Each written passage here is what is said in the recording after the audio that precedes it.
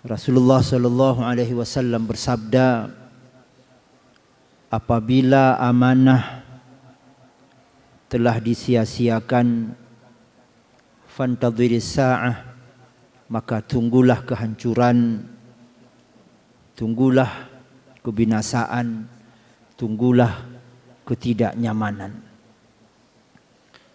Lalu para sahabat bertanya, bagaimana amanah itu disia-siakan wahai Rasulullah? Kemudian Nabi menjawab, apabila suatu urusan diserahkan kepada yang bukan ahlinya, fantadhiris sa'ah, maka tunggulah kehancuran. Saudara-saudaraku sekalian, amanah merupakan salah satu perkara yang amat berat untuk dipikul oleh kita sebenarnya. Tapi karena kelemahan kita, karena keterbatasan kita, kadang kita mencari amanah itu. Ketika ada peluang pembukaan tes calon pegawai negeri, kita mendaftar. Ketika 5 tahun sekali juga mendaftar untuk maju sebagai salah satu calon anggota dewan, sebagai wakil rakyat, salah satu calon pimpinan daerah, dan seterusnya dan seterusnya. Dan di sana ada amanah. Bagi orang yang maju ada amanah, bagi kita yang memilih ada amanah. Dan di sini ada sebuah wanti-wanti dari Rasulullah sallallahu alaihi wasallam. Dalam hadis yang lain, ar-rashi wal murtashi finnar, pemberi sogok dan penerima sogok sama-sama di neraka. Apa maksudnya pemberi sogok dan penerima sogok di neraka? Salah satu maksudnya adalah ibadah yang sudah dilakukan, salatnya yang sudah bertahun-tahun, umrah dan hajinya yang sudah berkali-kali.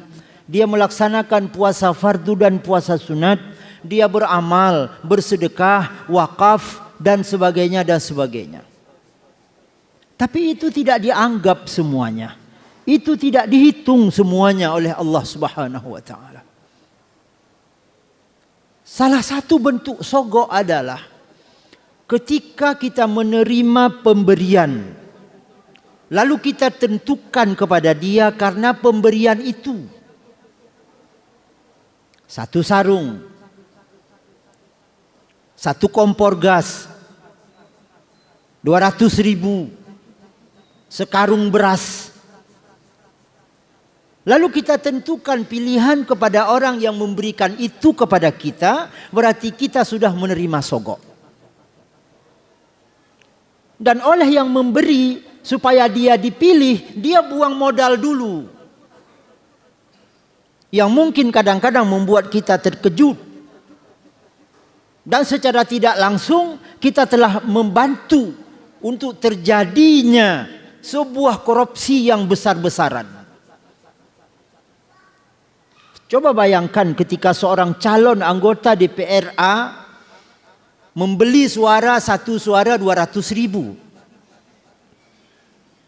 Paling kurang titik aman suaranya 10.000. 10.000 sudah titik aman, insya Allah akan berada di kantor yang di seberang jalan. 10.000 kali 200.000, 2 miliar.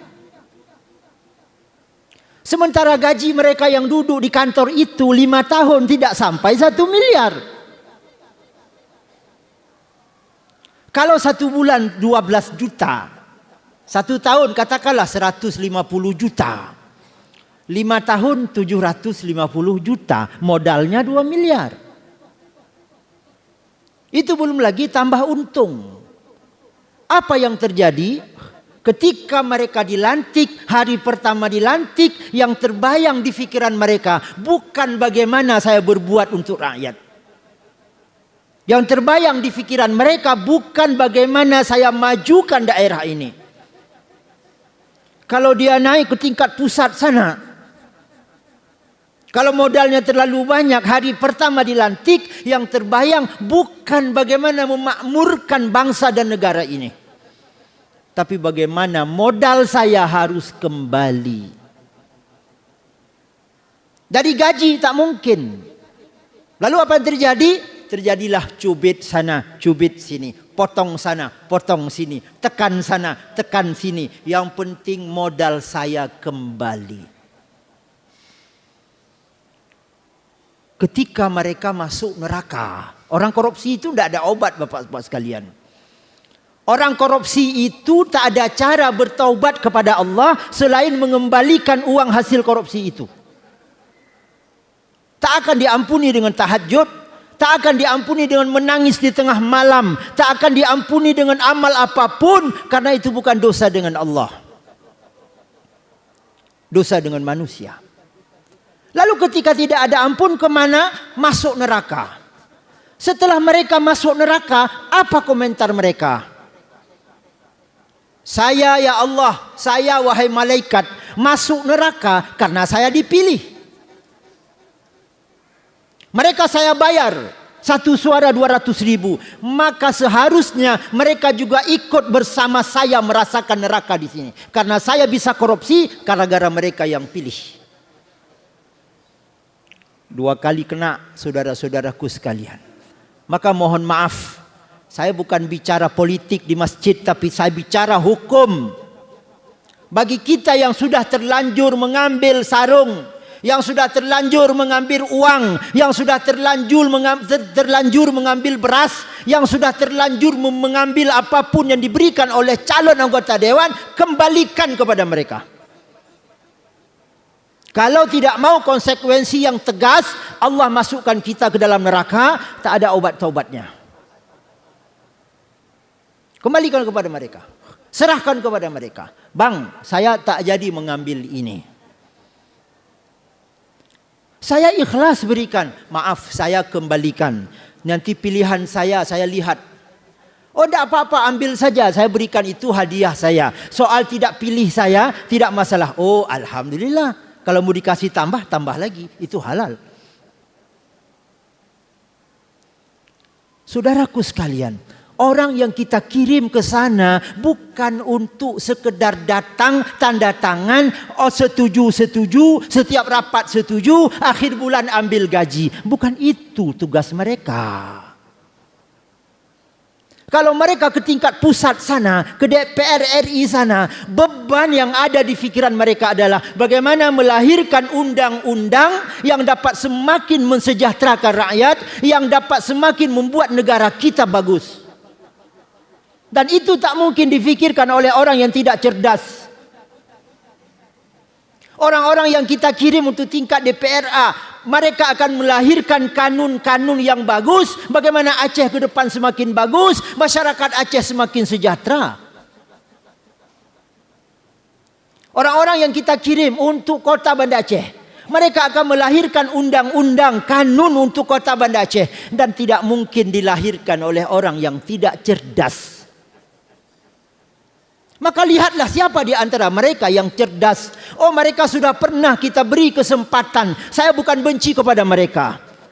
Kita lihat ini nampaknya tak ada faedahnya, tak ada manfaatnya. Garis merah, tidak usah pilih lagi.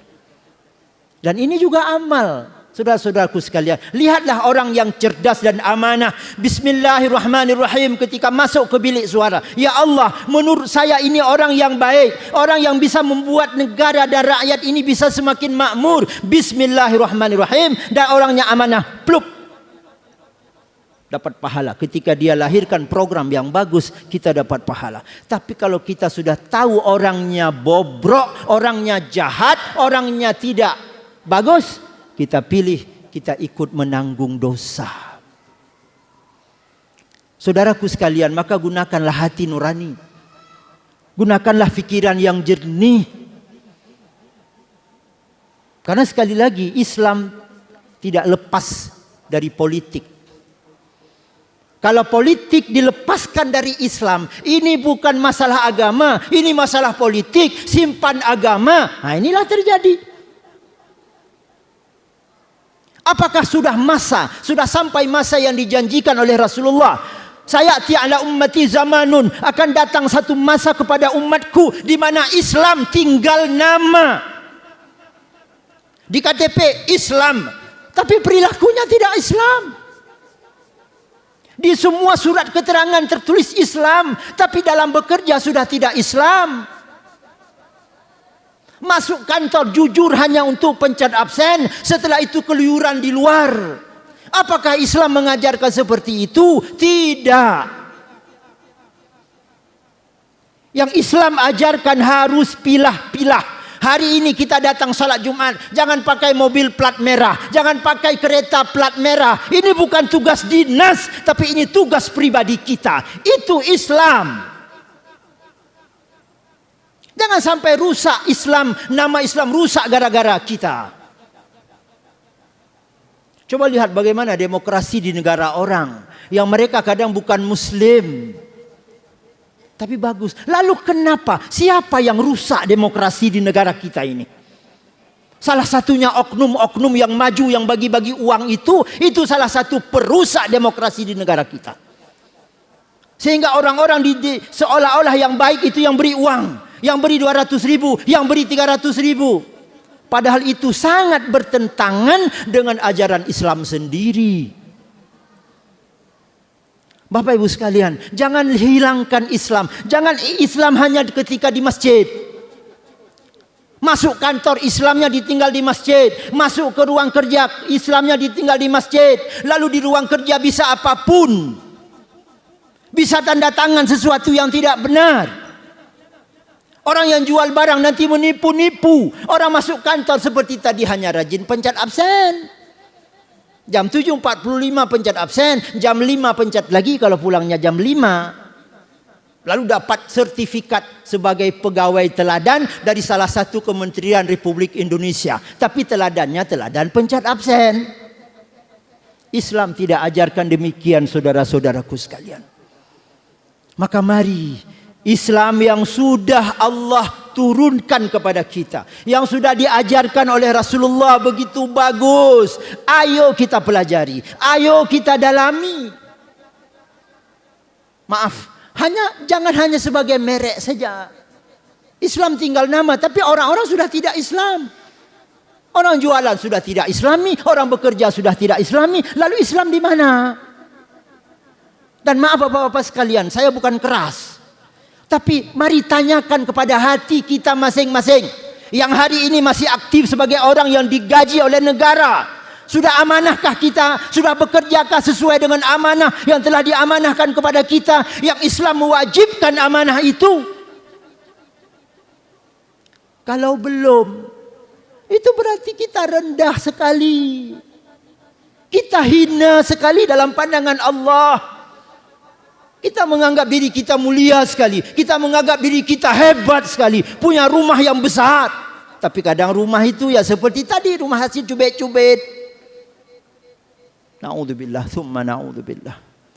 Bapak Ibu sekalian, Islam sudah mengatur lengkap.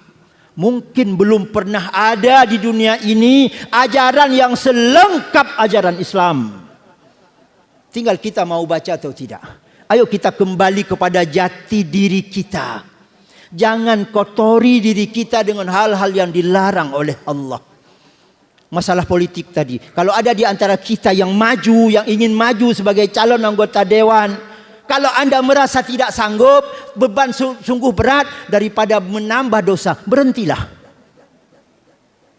Kedewannya kombu cilet-cilet. Jangan nanti sebagai ganti kerja, sebagai tukang panjat kelapa lalu maju sebagai anggota dewan. Hei ku ya ule ku dewan. Bukan itu, sudah ada amanah ketika sampai di sana. Sanggup tidak kita pikul amanah itu? Bisa tidak? Maaf, saya tambah sedikit lagi. Kalau orang yang tidak cerdas yang kita kirim ke sana Bapak-bapak sekalian. Nanti mereka mau buat undang-undang, apa yang mau dibuat? Tidak bisa. Mau buat kanun, apa? Tidak bisa. Lalu ngundang profesor-profesor. Pak, tolong buat kanun untuk kami. Kanun apa? Kanun tentang tata kelola kota atau tata kelola kampung. Baik. Kalau orang yang cari uang, baik. Ini saya sebut oknum, baik. Gaji kami satu pasal 1 juta. Kami bekerja 10 orang. Itu kan dibuat 50 pasal. 50 pasal berarti gaji kami satu orang 50 juta. 10 orang 500 untuk biaya orang buat kanun. Padahal mereka sudah digaji. Duduk di situ memang untuk buat kanun. Tapi karena tidak cerdas, tak mampu, gaji orang lagi. Setelah dibuat, siapa yang baca? Apa profesor-profesor itu? Tidak, diplenokan, disidangkan. Dibaca. Nama, bulan. Pasal 1, bulan. Pasal 2, bulan. Ayat 1 pasal 2 bulan. Setuju? Ditanya sama pimpin sidang. Orang baca, ini apa ini? Apa ini? Ini maksudnya apa? Alah, setuju. Setuju entah apa setuju. Maka Bapak Ibu sekalian jangan main-main. Serius. Ini yang kita pilih pemimpin, calon pemimpin kita yang kita pilih serius. Tidak boleh main-main. Tidak boleh sambil pejamkan mata. Plup. Tidak boleh. Ini ibadah. Lihat dengan hati, lihat dengan mata, lihat dengan kepala, lihat dengan hati, renungkan. Bismillahirrahmanirrahim. Ya Allah, menurut saya ini yang paling amanah. Bismillah, pluk. Dapat pahala. Saudaraku sekalian, sekali lagi, jangan tinggalkan agama di masjid. Kalau hari ini kita di masjid bagus semua. Nunduk-nunduk. Tapi apakah ketika masuk kantor semen dimakan? Pasir dimakan? Aspal dimakan? Kalau ada ya oknum yang seperti itu, ketika di masjid bagus, tapi giliran masuk kantor, entah apa-apa yang dia lakukan. Manipulasi data, oh hebat sekali. Na'udzubillah. Itu berarti kita menghancurkan diri kita sendiri, saudara-saudara sekalian. Maka sekali lagi, mari kita kembali kepada ajaran Allah yang sangat mulia ini, yang telah Allah turunkan kepada kita. Demi kemaslahatan kita. Dan jangan tinggalkan agama termasuk dalam berpolitik dan dalam dimanapun kita. Akhirnya kita berharap kepada Allah. Semoga kita selalu dibimbing, diberikan hidayah oleh Allah. Sehingga kita benar-benar menjadi hamba yang baik. Hamba yang selalu berada di jalan yang benar. Yang diridai oleh Allah sejak dari dunia ini. Sampai ke alam kubur nanti. Dan dibangkitkan kita di akhirat. Dipertemukan dengan Rasulullah SAW. Dijauhkan dari azab dan nerakanya. Dimasukkan kita ke dalam syurganya. Amin. Ya Rabbal Alamin.